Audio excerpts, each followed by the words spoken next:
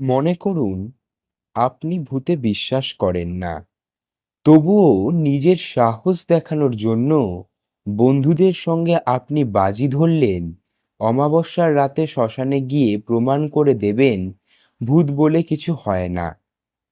কিন্তু যাদেরকে চোখে দেখা যায় না তাদের সঙ্গে কি বাজি ধরা যায়?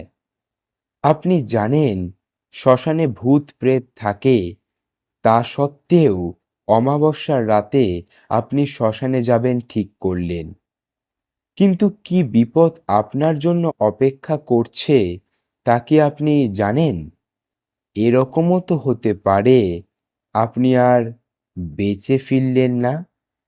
আমার এই কথাগুলো শোনার পরও কি আপনার সাহস আছে অমাবস্যার রাতে শ্মশানে যাবার?